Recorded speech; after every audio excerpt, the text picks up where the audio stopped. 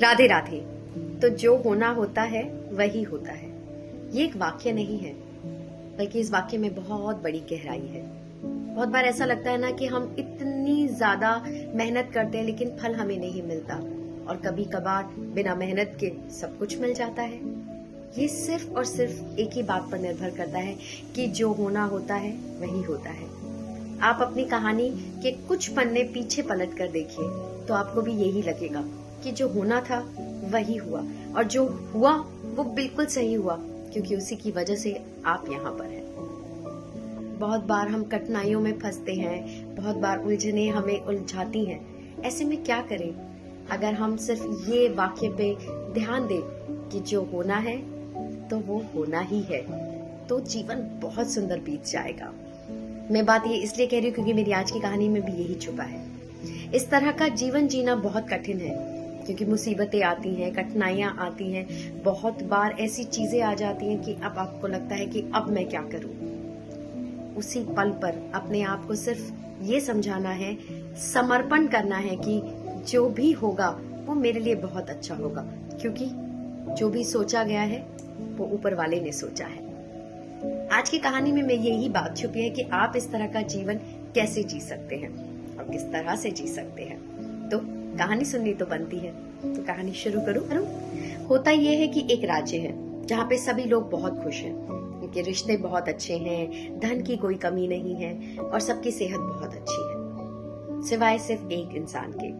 वो इंसान शायद अंधा था, अंधा आंख से नहीं, किस्मत से, क्योंकि जब बीज उगाने का समय होता तो बीज नहीं उगाता, और जब नहीं होता तब जाके बीज उगाता तो बीज भी सड़ जाते। जब महंगाई का समय होता तब वो जाके चीजें खरीदता, बेचता भी नहीं। कुछ रिश्ते भी ऐसे ही खराब कर देता। मतलब वो इंसान बहुत दुखी रहता था, उसकी किस्मत अच्छी नहीं थी। अब ये जैसे तैसे ये बात धीरे धीरे हवा पकड़ी और राज्य तक बात पहुंची।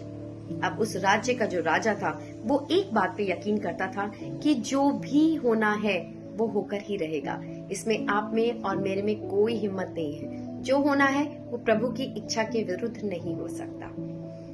खैर, ये बात जब राजा के पास पहुंची तो सभी लोग बहुत चिंतित थे इस बात को लेके कि हमारा राज्य इतना अच्छा है, सब लोग इतने खुश हैं, तो एक प्राणी दुखी क्यों? तो राजा को लगा कि क्यों ना एक प्रयास किया जाए सबको ये बात समझाने के लिए कि जो होना है वही होकर रहेगा।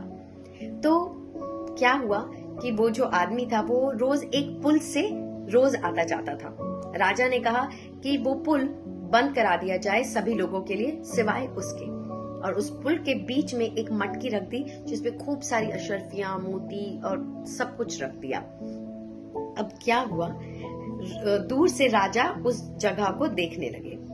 अब जैसे ही वो आदमी उस पुल पर आया और जैसे पुल पे चलने लगा, उसने अपनी आंख बंद कर ली और पुल पार कर गया। अब राजा और लोग जो वहां पे थे उन्होंने अपना सर पकड़ लिया। उन्होंने कहा ये क्या किया? अब राजा ने कहा उसे बुलाओ। उसको पकड़ा गया और उसने कहा भाई साहब, ये पुल पे आंखें क्यों बंद कर लिया आपने?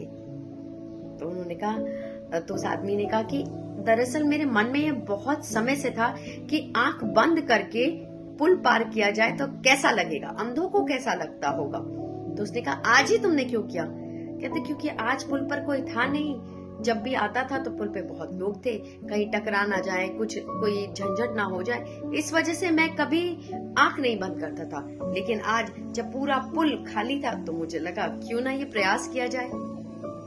अब सब जो वहां पे वजीर थे और सब जब लोग थे वो राजा की ये बात पर सहमत हो गए कि सच में जो होना होता है वही होता है, जैसे इस इंसान के साथ हुआ।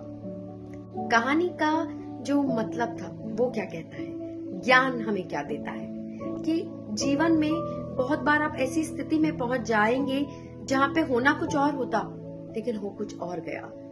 आप चाहते थे कि आप अपने रिश्ते अच्छे कर पाएं, आप अच्छे से बोल पाएं और चीजों को नजरअंदाज कर दें, लेकिन होना कुछ और हुआ। आपने कुछ और बोल दिया और रिश्ते सारे खराब हो गए। आप चाहते थे आपका धन इकट्ठा हो या फिर कुछ और हो जाए, लेकिन क्या हुआ? घर में आग लग गई, या फिर अच्छी खासी नौकरी चली गई, या फिर कोई घर में बीमार पड़ गया। इसीलिए जो होना होता है वही होता है। अगर ये बात, हम ये छोटी सी बात समझ ले तो जीवन बहुत सुंदर हो जाएगा। मैं आपको ये नहीं कह रही हूँ कि फिर तो इंसान कोई प्रयत्न ही ना करे, कोई कुछ आगे ना बढ़े।